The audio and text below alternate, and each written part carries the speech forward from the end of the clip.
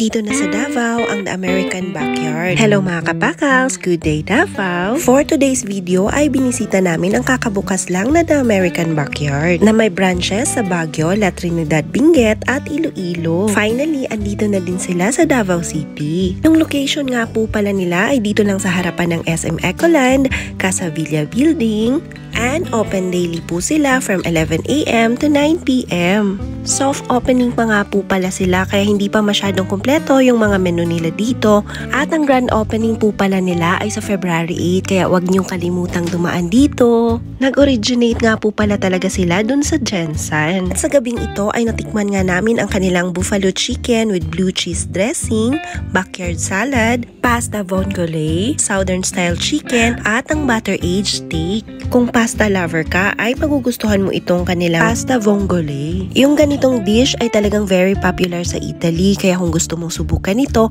ay matitikman mo dito.